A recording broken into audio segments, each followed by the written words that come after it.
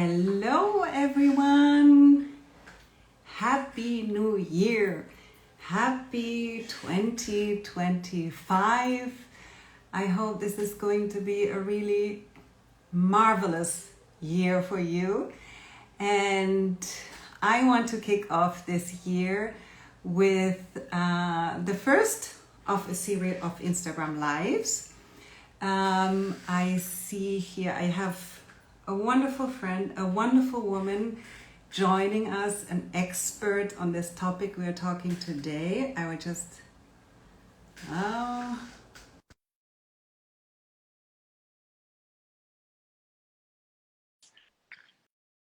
hello,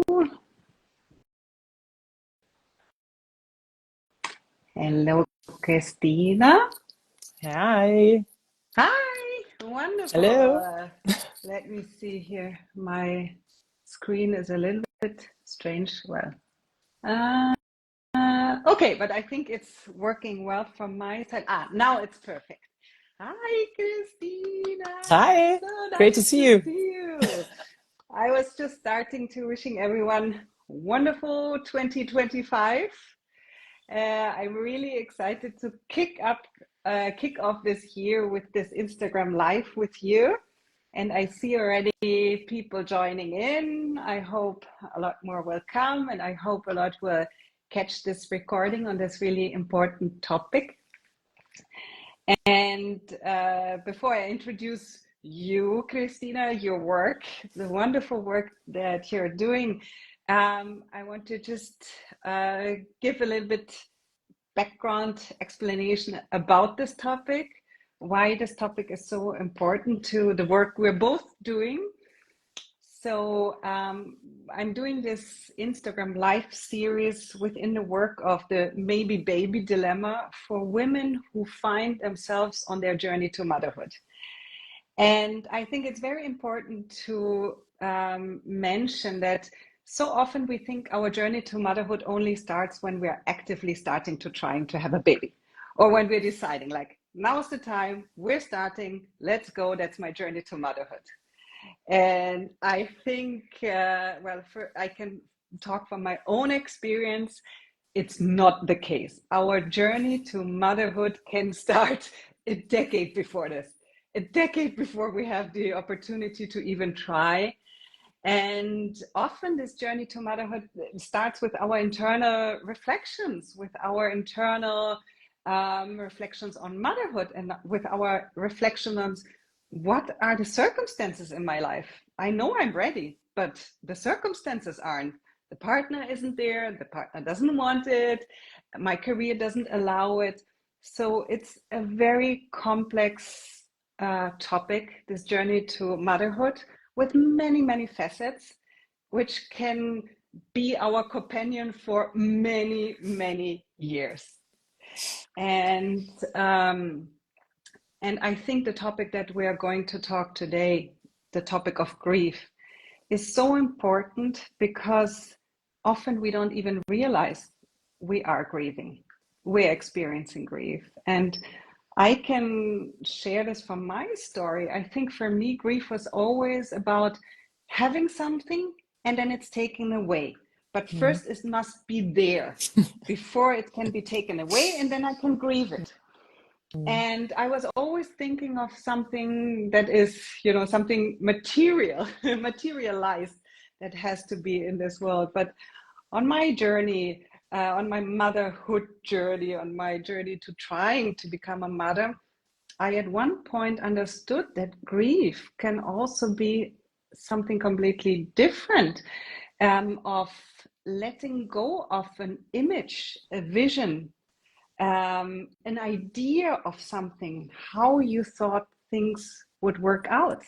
And this was something I didn't even notice as grief. And I think for many women going through this, it's not like you're only grieving when you're miscarrying, you're only grieving when IVF doesn't work.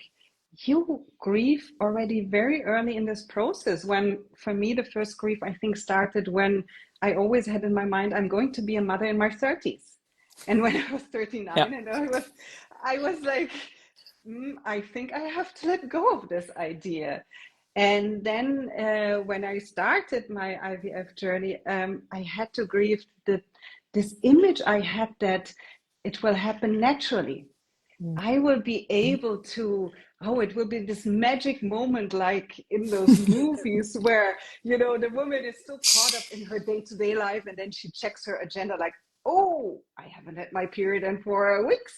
She does the test and comes to her husband in a box presenting the test, and it's this wonderful moment. Like I was so convinced it would happen like this. And when we started, we knew we had to go the IVF route for medical reason. So I knew deep down inside, I will never have this moment of, oh, it just surprisingly happened. Oh, I can Yeah, surprise him. No, there will be doctors, there will be injections, there will be a lot of things, but not this wonderful movie scene. And this was grief, correct. and I didn't realize it was grief. So Mm. Christina, thank you for being here. The work that you're doing is so wonderful because you're shedding light on what actually grief is, how we're grieving, all the different forms of grieving, that grieving is part of our day-to-day life. It has to be part of our day-to-day life. And we need to allow ourselves to grieve. And we need to allow other people to grieve. It's so important. And you're doing this work together with companies, with organizations, with individuals, and it's really wonderful. So maybe let's just jump into the topic and share a little bit with us your work on grief right now. Just give a brief overview who you are and what you're doing exactly, because you can describe it better than I. Thank you, Yvonne. It's lovely to see you. Yeah, what do I do? First of all, I speak. I speak about people. Whoever is going to meet me at some point probably will hear me talk about grief, about losses, about how to deal with a loss. I do this like as a speaker on events or indeed for companies, because especially in companies, in we still sometimes try to separate private life from work life. And I mean, we are humans, we do have emotions and feelings, and we take them with us all the time. So there is no possibility to just, when you enter your workplace, to just put them somewhere and then be someone else. So whatever is working in us whilst we are in a private environment, we're going to take it. Like if we had a fight with someone, like or an argument, we might be in a bad mood at work. If we had a success at work, a project went out super good, we are better, like we are in a better mood when we come home. We all know this. So and still, if something happens with a person of a team, we are just like running around that big pink elephant, like as if it's there, but no one is gonna talk about it. Because no, it's not. No, we just ignore, and then we wait for the miracle that at some point it's gonna be like before. It won't.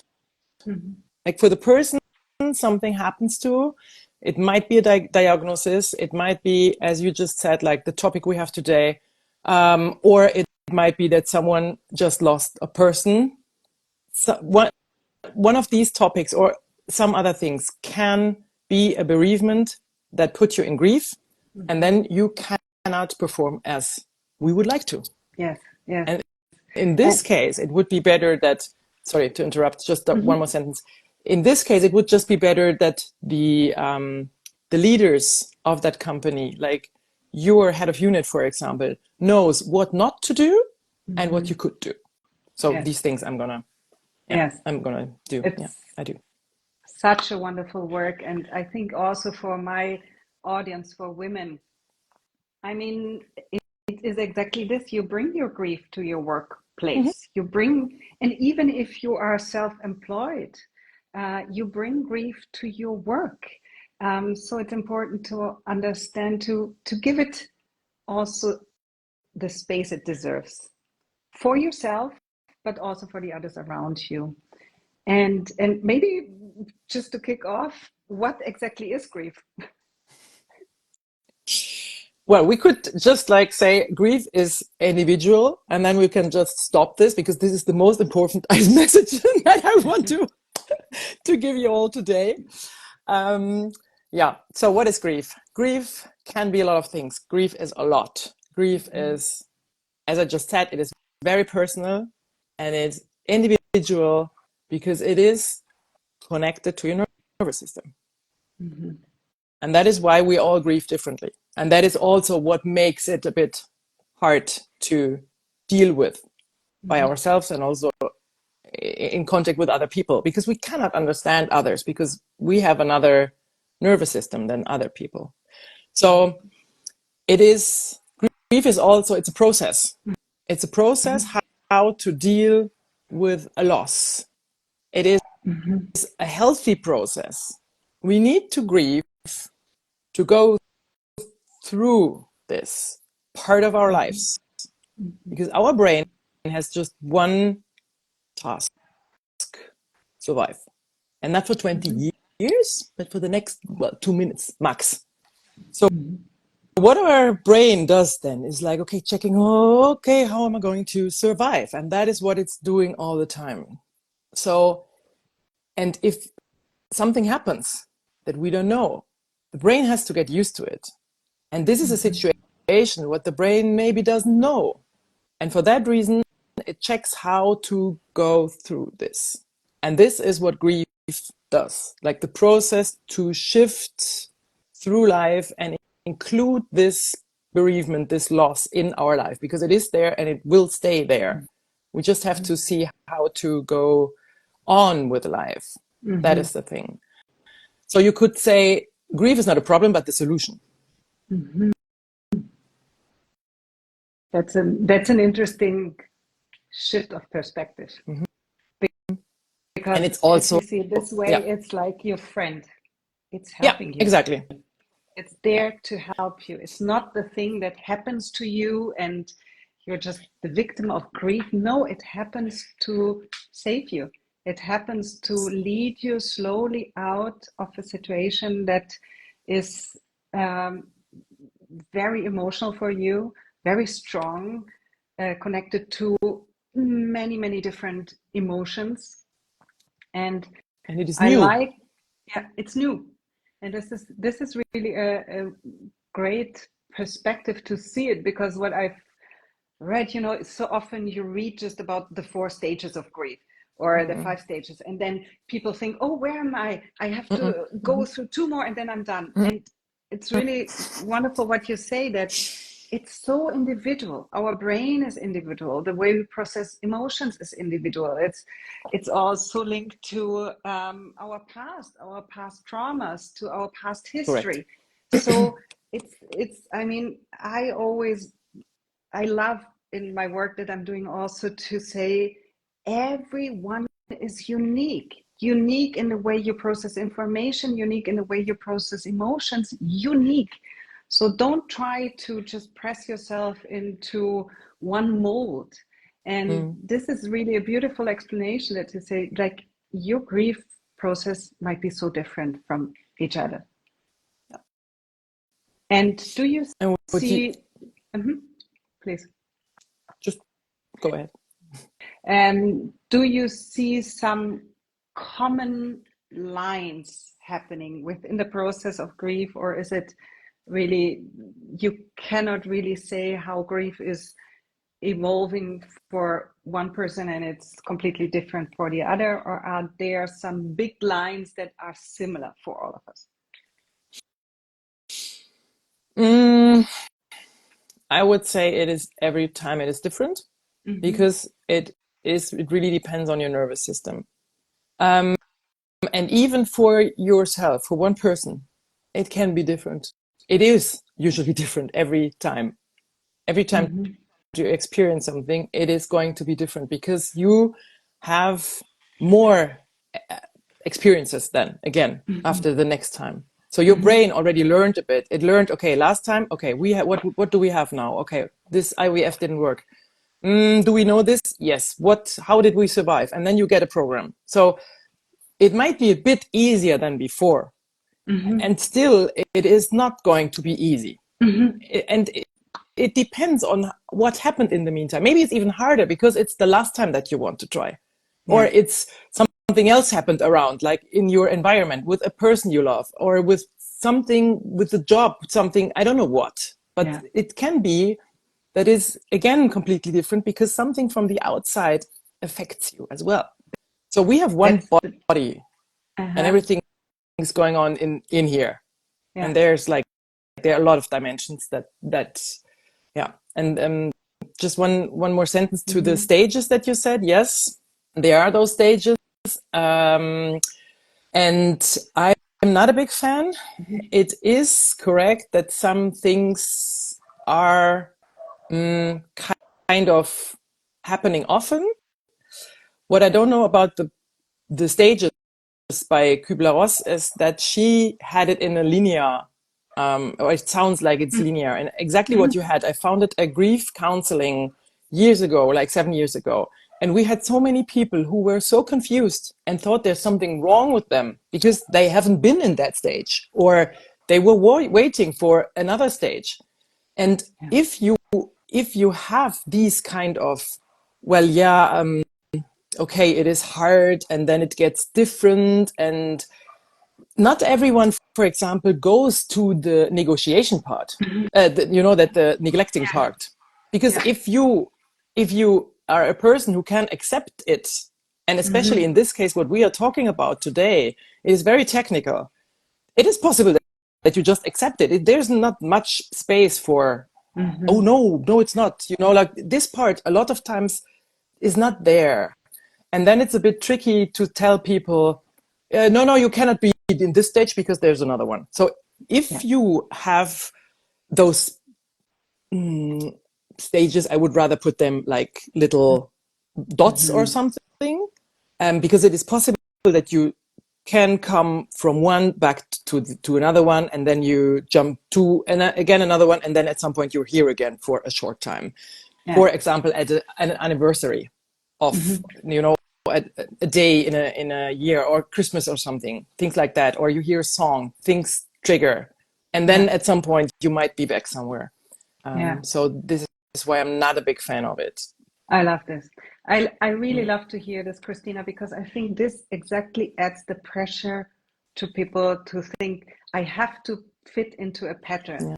If I'm not fitting into the grieving pattern, there's something wrong with me. I'm doing something wrong. And I think already for women in this maybe baby phase dilemma, they put so much pressure on themselves, and they constantly question themselves. What am I doing wrong? Why it's not happening? Why I'm not finding the right one? Why is he not open to have a family with me?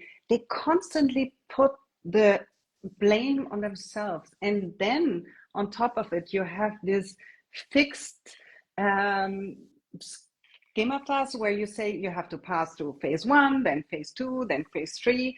And if you're not doing it right, you're not doing it.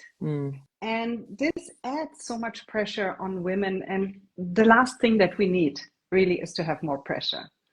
And so I love what you're saying, that it's something very organic. And this is also, from my perspective of life designing, that's exactly how things should be. It's never a straight line. It's never like point A and then you check, and then you go to B and then you check, and then C and you check.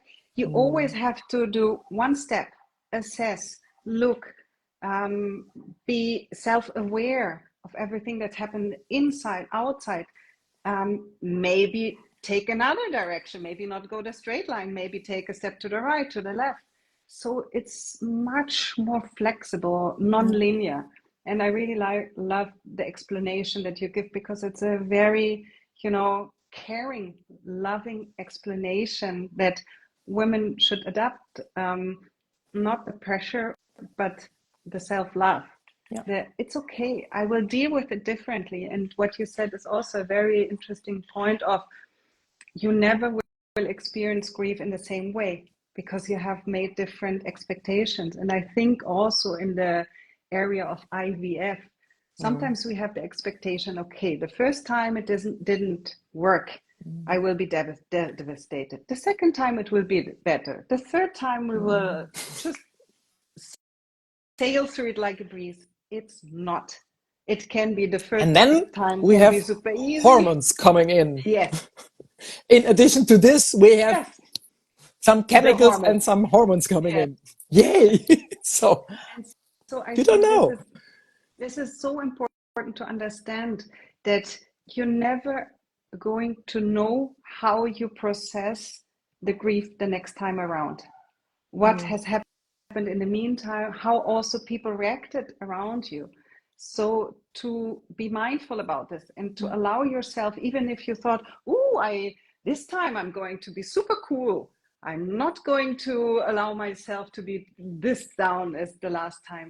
No, you have any right to feel everything that's coming up. You're not doing anything wrong. You're not regressing. You're simply moving through your own individual process. Yeah. So you can, the thing you can say is that grief changes over time, or it doesn't really change. You can imagine it as like, if you put this is like a big, like this is a fist. And if you, you can imagine, for example, like this in black, for example, because a lot of people think grief is black and dark.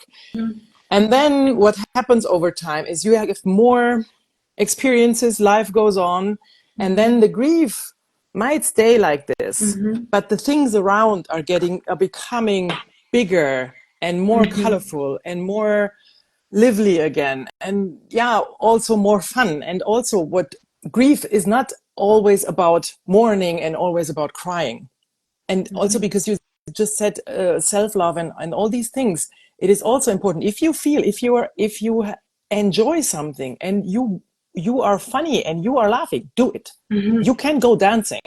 Yes. You know, like these things are really like, sometimes we're having like an image that we're, oh no, I was just sad. I'm sad today. No, I cannot go dancing today or to the cinema because I'm sad today.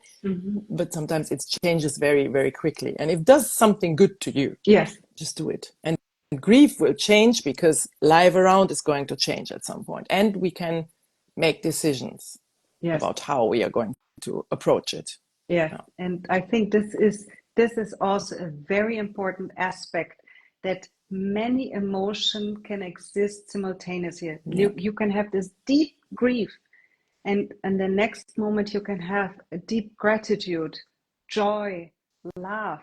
They can coexist. And this element of shame, almost like, do I deserve to feel this much love also in this moment? This is so important, because sometimes we don't even realize that we're shaming ourselves for being also happy in this moment. And this was, for me, such an important aspect of my maybe baby journey, to experience the grief, the sadness, sometimes the desperation, but at the same time to not let go of the love in my relationship, the joy in my relationship, the joy about traveling, and to stay also with this joy, not to use it as an escape, but to see that my life is so full of so many things happening, full of emotions, and I'm paying attention to each and every one, the grief, and at the same time, the joy, the love, the gratitude, and to have this wholeness. And I think this is a beautiful image. To your grief is part of the beautiful mosaic that you're creating, that you're having in your life, and you're allowed to look at everything, and you should look at everything. Yeah. If your nervous system allows you to do, if you're really not possible at the beginning, or at, like, you know, when you got the message or something, we can also just try to accept that it is like this, and it is okay like this, because whatever pops up, it's okay. So we also don't have to be funny, or, you know, like if it's there, it's there, and it can be there, and it needs space and it needs time because it's there for a reason. The emotions and feelings we have, you said that at the beginning, the ones we don't like because they are negative, or they are there, they are our best friends. You said that very correctly in the beginning, because they show us where we could look at. Why do we get them? What is happening? So they're super important. So we can have a look. Why is this? Maybe you can, and maybe it's something completely different.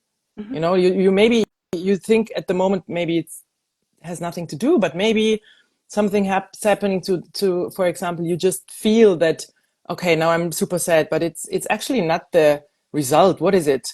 Oh, maybe I would have liked to be more supported by XYZ.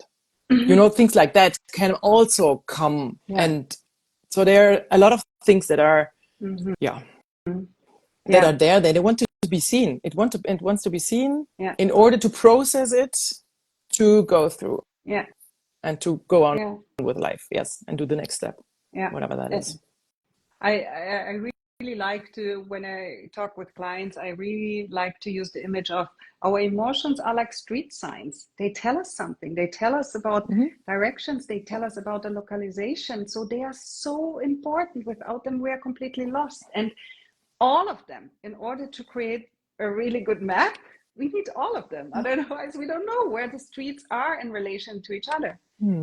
And yes, this is really an important message as well. Your emotions are your friends. They are telling you something. They are telling you where to investigate. And sometimes you have to investigate a little bit deeper, because sometimes it's not the obvious that you're thinking.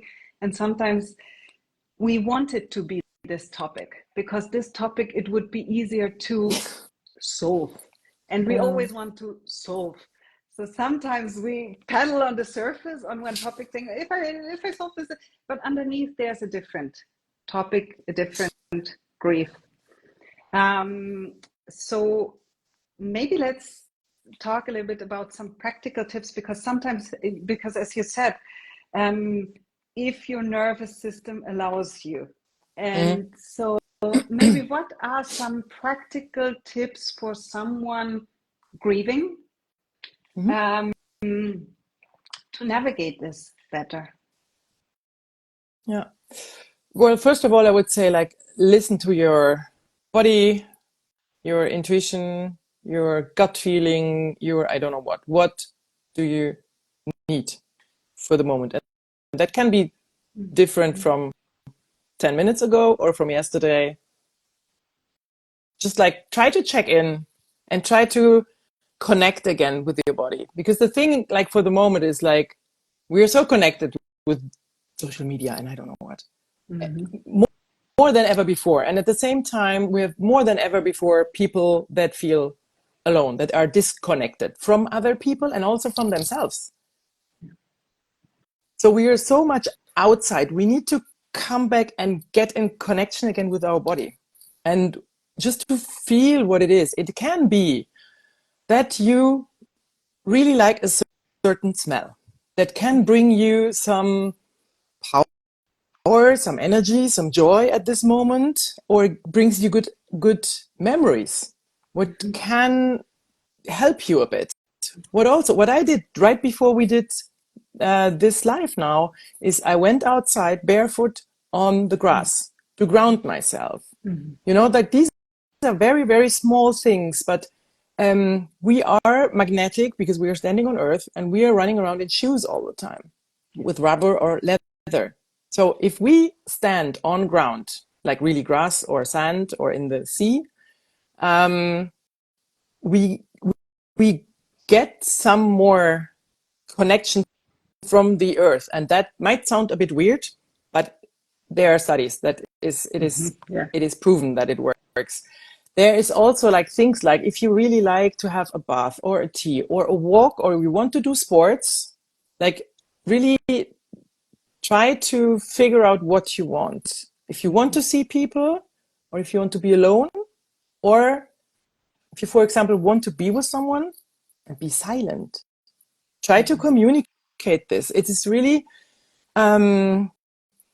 usually when I do the trainings, like for head of units and leaderships, I tell them that the people that is grieving should not be the one coming with the wishes, for example, like to get options for work and do less or work less or have one day free to do something, because they should maybe come with options. And here on this side, it is sometimes good that you get to know what you really would like to, and then you can communicate these things, because when you're grieving, you have less energy. You have to figure out how to what to do with this energy, with this low level of energy, maybe sometimes, and then figure out how to, what you would like to. You can also write letters to yourself or to someone, or just put them somewhere to yourself and read them again in some years. There are different things you could do. And I think also maybe if you want to talk to someone, because people that are grieving often would like to communicate with people that are experiencing the same bereavement. So they had a similar experience, either with not becoming pregnant or losing the mother or having a cancer diagnosis, that, because then you can feel a bit better what is going on in the other person.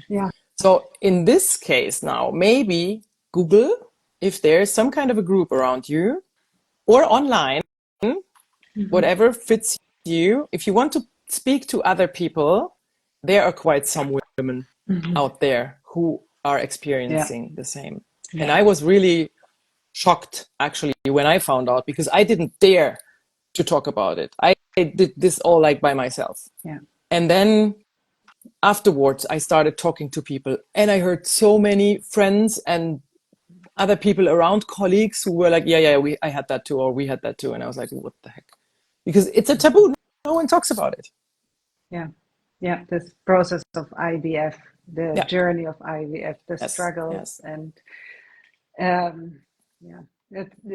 that's really an important aspect that you're mentioning, sharing it with people who have an understanding, because from my own experience, I can tell I went with several friends through their IVF journey as their good friend, and never ever I had the understanding that I have now, having been through my own IVF journey. Never. It's I think people can be wonderful empathic with you, but if they haven't experienced this specific journey, they will never get the full picture. And women who went through this IVF journey, they will, without even talking. When you say that you're feeling funky because you just did the injections, they know exactly what's going on.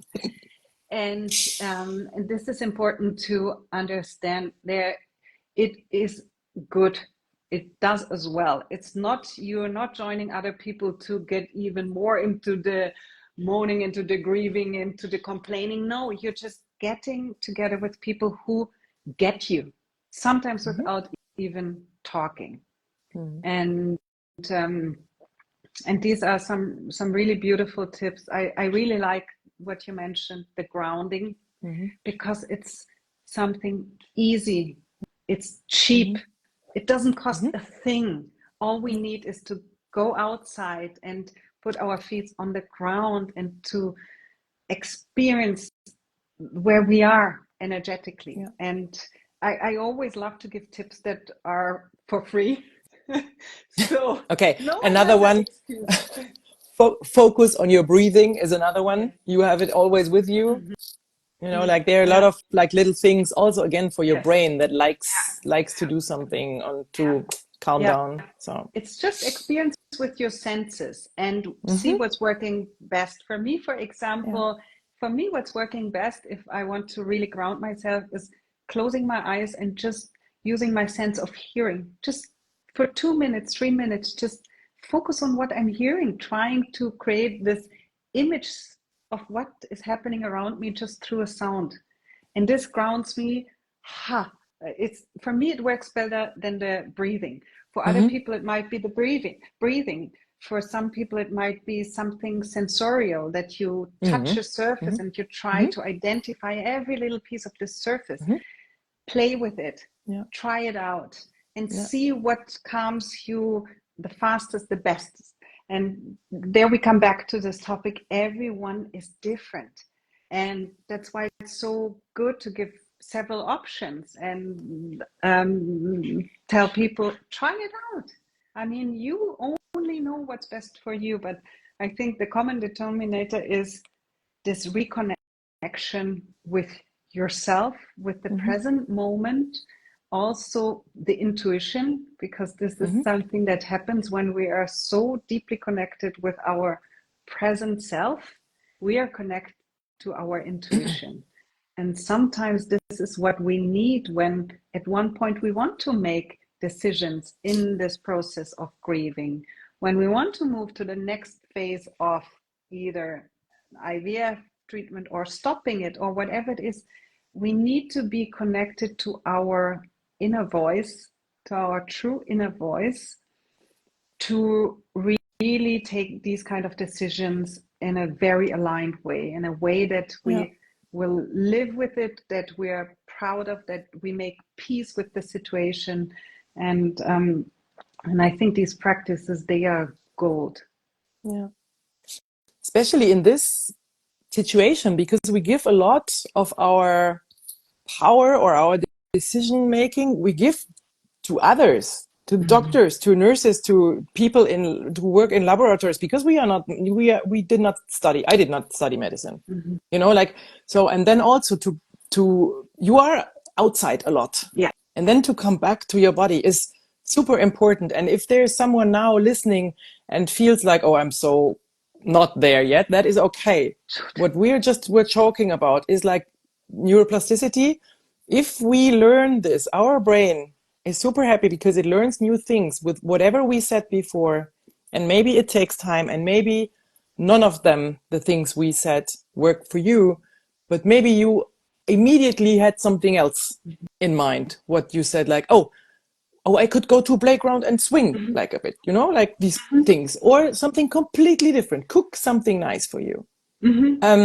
Yes. So don't stick to models or to things other people say, because inside yourself at some point, and if it's not there yet, it will come back if you give it a bit more attention. Yes. And I think this is also a beautiful message. Even in grief, you can be truly connected to yourself, and you should be truly connected to yourself. And it's not only the phases in your life where you're the most relaxed, you're the most, zen, that you feel this inner connections. No, you can feel it at every given moment if you allow it, if you allow the conversation, if you allow the connection, and if you don't try to press yourself into a mold. And I think this is the big red thread that we're weaving through this conversation. There is no mold for grieving. There is no 4-step approach that everyone will go through. And it's also a beautiful perspective, I think, that you will find your own grieving journey. You build your own grieving journey, and your body, your mind, your soul will tell you exactly where this journey is, where you're at, and where it's leading you. And this, for me, is empowerment. And all the work that I'm doing with women on this motherhood topic, it's always about empowerment, coming back to yourself, coming back to your desires, coming back to your wishes, coming back to your emotions, and feel this empowerment. And no matter how the outcome is, no matter how much obstacles you have, if you are doing it in a way that is connected to yourself, that is authentic to yourself, you will feel strength.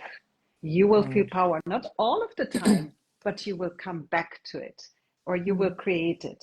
And I think this is such an important message for women. And maybe we can wrap up and bring the most important messages from this life. So it's this: grieving is not a one size fit all, definitely not.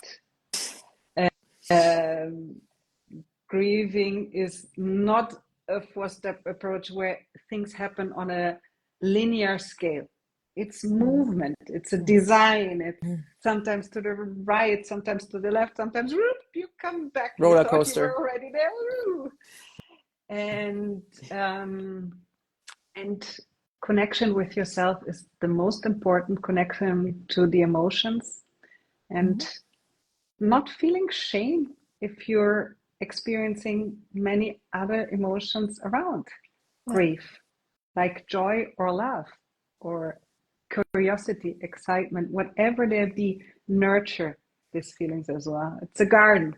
I always think like the emotions are our garden, and we have to water all of them, all of the little plants. And sometimes one grows faster and asks more attention, and sometimes another one.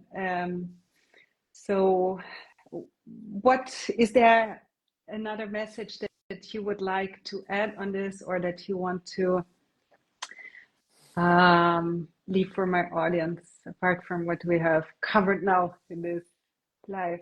I think maybe just don't have expectations, like too many expectations also from grieving, because you can't plan it. It's going to happen. You can decide several things, like how you want to deal with grief. You can decide, okay, what am I going to do now? That you can do. But don't have expectations how it's going to be, like the whole process, because we don't know. So, but make decisions again. And once you're through, it would be good that maybe if you have been there and you hear, even if it's a neighbor or someone, just offer, if this person would like to speak about it, that you had the same experiences before, and that you are open to discuss if you are. Beautiful message. Thank you very much, Yvonne. Beautiful message. And if someone would like to talk deeper with you on this topic, people can join you through your website, Instagram, and LinkedIn. LinkedIn. So you work also with people individually, right? Yeah. Great. So after, when I post this Instagram live, I will put all your connections so people can reach out to you. And I really thank you, Christina, for accepting to do this live with me, for accepting to talk about this topic here. And I think there are so many amazing things also in grief, empowering things in grief. Yes. And I hope this is also a message that people feel in our conversation, and really to be proud of your journey, to be with your journey. I think this is the most important thing. Be in your journey. It's your journey. Christina, wonderful. Thank you so much, We will Yvonne. have another opportunity to talk more about this. With pleasure. At another moment, but I think this was a great start into such a topic, and there will be more to follow. And for everyone listening who says also they want to dive deeper into the conversations about their maybe baby journey, stay tuned to my Instagram. I will have a weekend workshop coming up end of February, beginning of March. So this might be also an interesting opportunity for you to join with other women on this topic. Christina, have a wonderful afternoon. And you? It was wonderful, and we talk soon. It was. Have a lovely day. Bye. Bye-bye. Bye. Thank you for watching.